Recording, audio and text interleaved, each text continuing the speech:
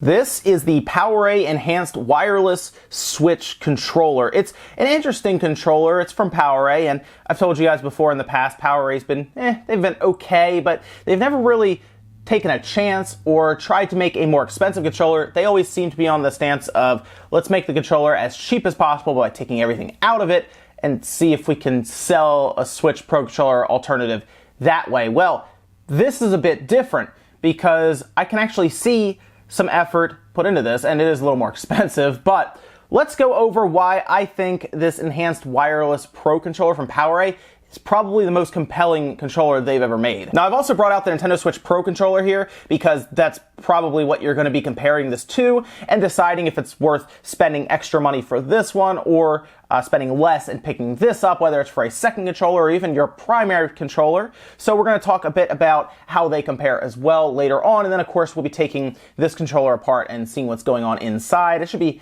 interesting to see that. First though, let's talk about what this controller is missing, because that's always what we talk about right away when it comes to these, is what is this controller missing? Well, it's missing rumble. Does not have any type of HD or standard rumble that you see in the other controllers. And it also does not have NFC technology, so it cannot scan amiibos at all. Now, the other interesting thing about this controller is when you unbox it and open it up, there's not much in there. There's a set of instructions, and then there's two AA batteries. That's right, this controller does not have a built-in rechargeable battery like this Pro controller does. It uses AA batteries, and some people may like that, others might not, because if you have a built-in rechargeable battery, you just plug it in to charge it, whereas with this controller, you need to get another set of AA's and replace them.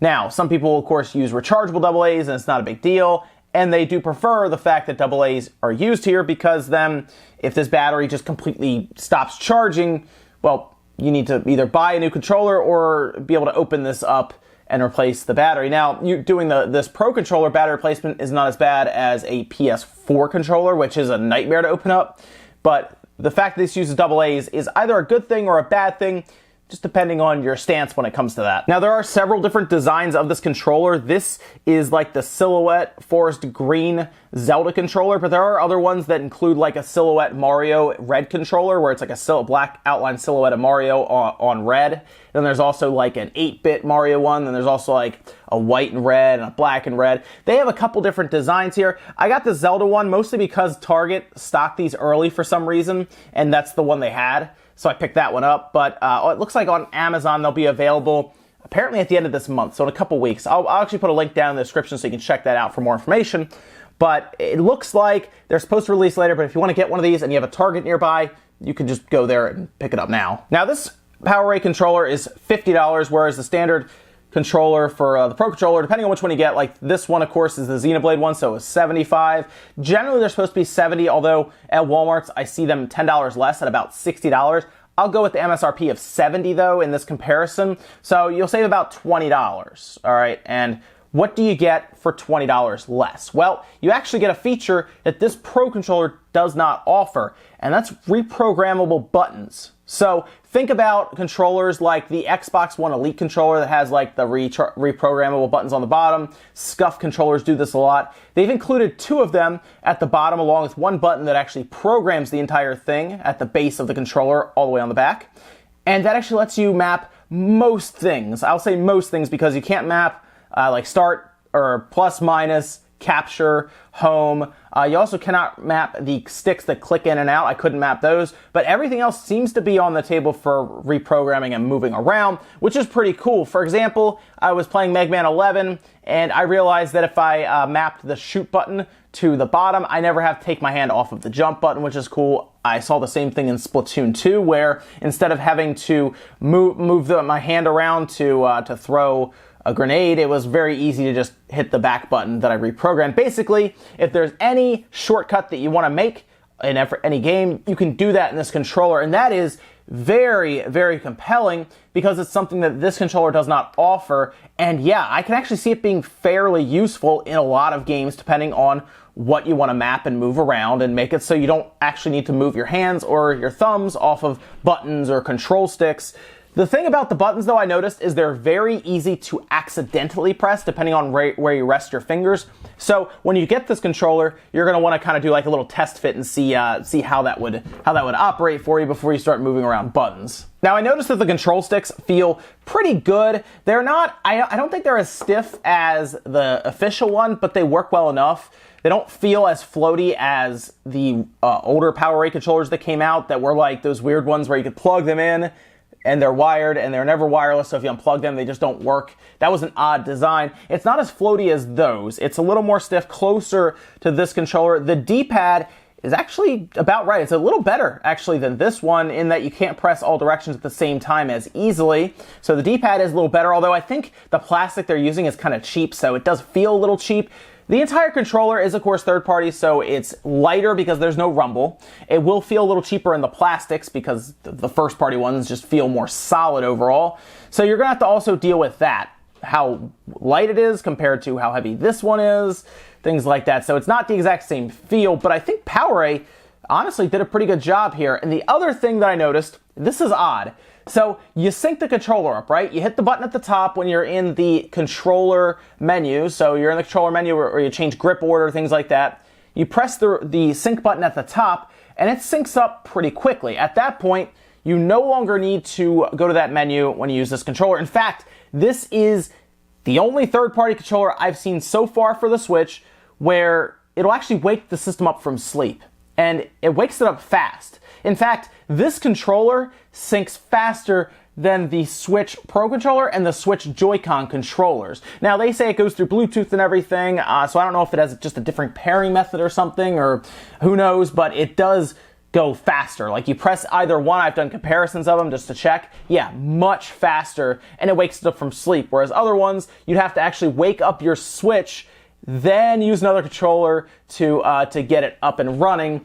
But the idea here is good, where you basically don't need any other controller after you pair this. Now, you cannot plug this in, so you do need another controller to get this paired, but after that, you're pretty much good to go. This controller does also come equipped with motion controls, and the gyro controls on them work fine. I didn't really notice much of a difference between this and the Pro controller when it comes to control in like Splatoon 2, for example. Even Doom and Wolfenstein worked as it should.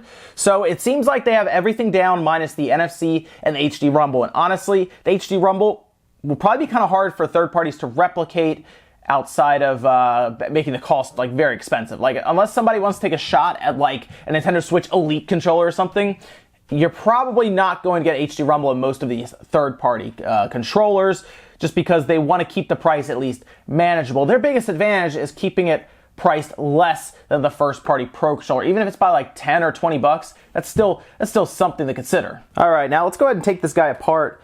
The enhanced wireless PowerA controller. 2 AA's in the back, got to come out first. It does come with 2 AA's, which was nice, because a lot of controllers don't do that anymore. Like, I think the Xbox One still does, but for a while there, none of them would come with AA controllers if they were third party, so this one at least did. Looks like it's just a bunch of Phillips head on the back. There's our reprogrammable buttons. It's actually pretty easy to reprogram these. Actually, to do that, you just press this guy, hold it down, this will start blinking in the middle, hit a button, then hit which button you want it to be programmed to. So it's pretty quick and easy, and it is on the fly, so you could be in the middle of a game and start reprogramming and moving buttons around and mapping them, which is nice. It's very quick and easy to program these buttons. So we have a bunch of Phillips head around here, and then we should be able to take the back off. All right, we got all the screws out, so this guy should just come right off, and I'm curious how they have this all set up. It looks like, okay, so they just have some tactile buttons on the back. That's probably why it feels so clicky. And then these are literally just molded to the back here on a hinge, essentially.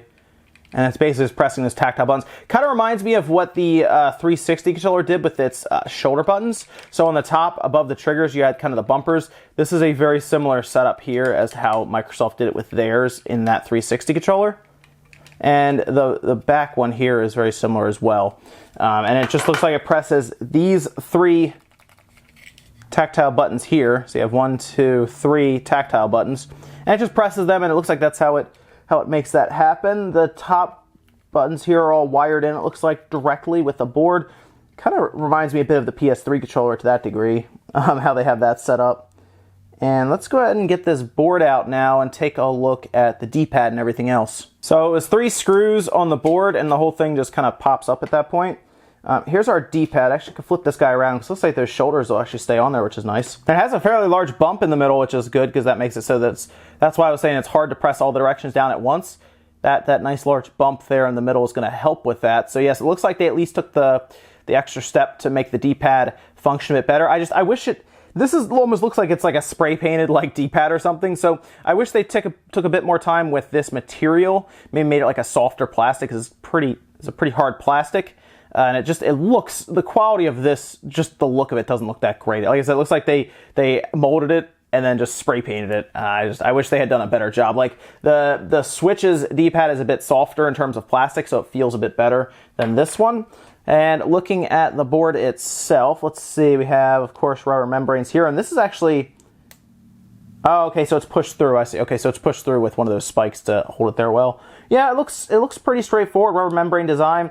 And then we have our D-pad here. It looks like it's actually a separate board. This is all a separate board. And then you can actually see the antenna here for that Bluetooth. You see that gold kind of, or that copper kind of look there at the top? That's actually our antenna for the Bluetooth module. So unfortunately, this board appears to be soldered through completely. So you have these pins here. That actually goes through and then solders on this side, all of those pins. So this board appears to be pretty much stuck. It's not coming off, but we can see the wireless Bluetooth adapter here. And it looks like it's in a really good spot. The antenna at the top is out of the way of everything. It just has this plastic above it, so there's no real interference there, which is awesome. And this has more of a tactile rubber membrane, so it feels a little more clicky than more soft when you press it. So that actually makes sense as the way the buttons feel and everything. The back buttons are tactile as well, which I like. And the sticks, looking at them, are closer, if you take this off, closer to what you'd see in like a 360 controller kind of, except this pin is a bit thinner, and that's probably why it feels a little more floaty. But overall, the parts in here are actually pretty good. They're not like as junky as I've seen with other PowerA controllers. These are a bit more in terms of quality, and overall it at least makes sense why it's a bit more expensive at $50 as opposed to the wired version being like $30. Of course, you have the inclusion of that Bluetooth adapter, which is going to put the cost up a bit, but I gotta say, the board, everything feels pretty good inside. Anyway, I'm gonna go ahead and put this back together and give my final thoughts on this controller. And that, ladies and gentlemen, is the enhanced wireless controller from PowerA. I think it's actually a good pickup, especially if you like the idea of having reprogrammable buttons on the bottom. I like that it wakes the system up that no other third-party controller has done. I like that the D-pad is actually a step up from the Switch Pro controller D-pad, although, to be fair, that's not saying a lot. But it is at least a bit of a step up in terms of directional pushes. I do think the material they're using there feels cheaper. But overall, it's actually a good controller that's just missing the key features of NFC, rumble, and AA batteries, or just a rechargeable battery. That's hit or miss, though, depending on what your preference is. So if you don't mind missing out on the HD rumble, maybe you don't even really care that much about it, if you don't mind about the NFC technology that this one comes with, and you just want a replacement controller for yourself or for somebody else, maybe a friend, and you just want to get them a pretty cool looking controller, it's a good pickup. I think it's there at $50, and it makes sense. And the reprogrammable buttons make it just put it just over the edge, because hey, PowerA did something different. It actually gives you a different experience compared to the first party one. So good job to PowerA. This is probably the best third party controller that's been made so far for the Nintendo Switch. And guys, that's going to do it here for the PowerA controller. Thank you so much for tuning in. Make sure you guys hit the like button if you liked it, dislike if not, and leave comments down below about what you think about this controller, whether you're picking it up or if there's any certain features you like or dislike about it, let me know, and I'll see you guys in the next video.